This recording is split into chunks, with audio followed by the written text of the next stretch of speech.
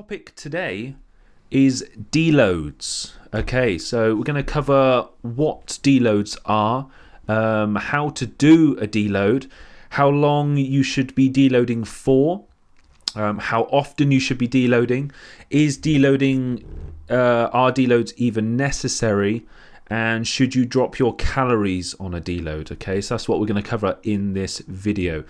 Let's get straight into it. So what is a deload? So this is the actual definition, and a deload is basically a period of time in which you are significantly reducing the amount of weights and volume in your training session. Okay, so basically we need this time to basically just let the body rest, and it gives your body a chance to have a break so you can recover faster. Okay, and don't forget, a deload is there so you can rest your muscles a bit, rest the joints, rest your central nervous system, etc.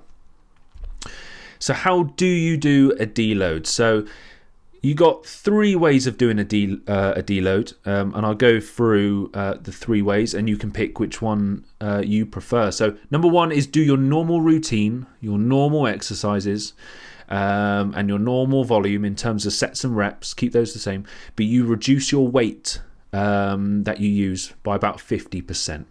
So you do your normal session, but you're literally doing half the weight that you use. Okay.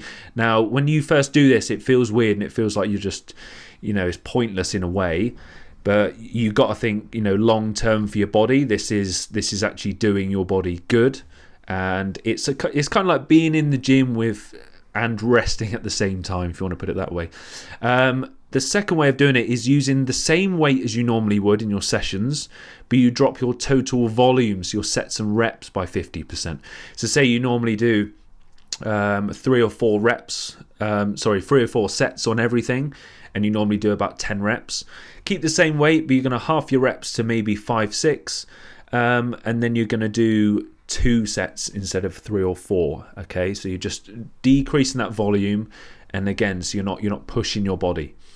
And the third way, which is what I sometimes quite like to do actually, is to try out a new program or exercises, but drop your total volume. So I quite like this to use this week, where you just try different exercises, but don't go all out on those exercises. Again, just a casual few sets, just getting blood in the muscle.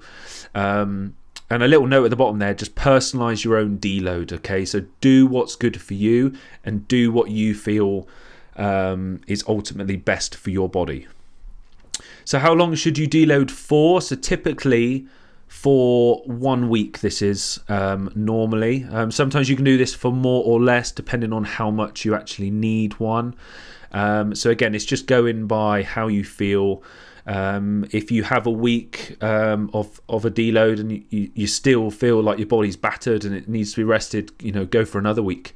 If you get 3 or 4 days in and you feel actually really good and you have the energy and you're ready to go, then maybe do half a week. So just typically go for a week, see if you can get out a week, and then from there you can decide. So how often should you do a deload? So a deload can be planned into your program, or you can take a deload when you feel you need it. I typically, what I've always thought with deloads is I feel that we naturally take deloads when we need to. A lot of people, especially myself, I don't actually take scheduled deloads. I take a deload, or I probably naturally do a deload when I am feeling tired and that type of thing. I know when I'm deloading when I'm sort of half-assing it in the gym. When I leave the gym feeling, the weights I did today, or I was tired today, and I didn't really give it much today. That was kind of like a deload session for me.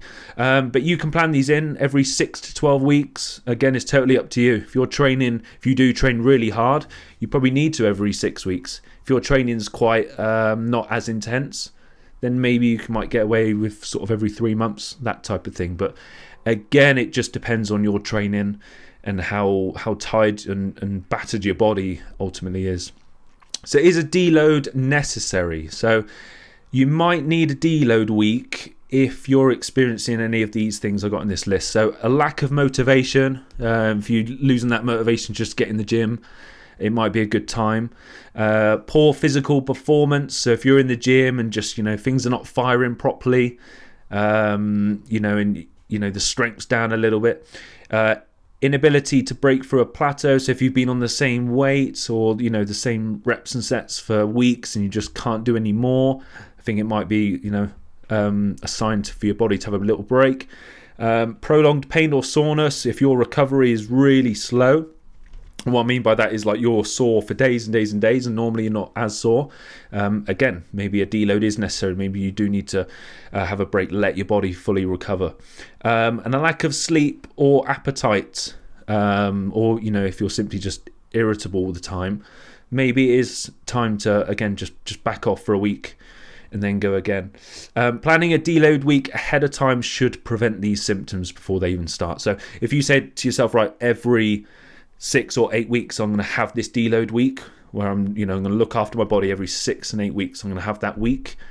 You shouldn't really come into any of these because this already you're not overtraining if anything. So should you drop your calories on a deload? So this is my answer. Again, people may say different things. Calories should not be reduced during your deload. But doing so, it could hamper your recovery in the long term to degrade your progress. And what I basically mean by this is the calories we have are used for growth and repair. So you don't want to cut your calories right down if you're on this week, because then your body's going to be struggling for the proteins and carbs to help that recovery. So if your food's the same, your body's easily got the nutrients and and the energy there to recover quicker. And that's what you want at this week. You just want to get this week rested, fully recovered, and then you want to get back in the gym. Okay. And the only time I'd say probably don't or do reduce your calories, the only time I would say reduce your calories is if your calories are really high. If you're going through a phase of really pushing food and food is very high and you're losing a bit of your appetite, and you're eating a shed load of food, then I would probably reduce your calories. It doesn't need to be much, maybe 200-300 calories a day, and hopefully that brings back a little spark for your appetite and things like that. Thank you very much for watching. Let me know your thoughts on this video, and don't forget to follow us on the socials as well. For any information, visit our website, and more videos like this coming soon. So I hope you enjoyed, and I will see you soon.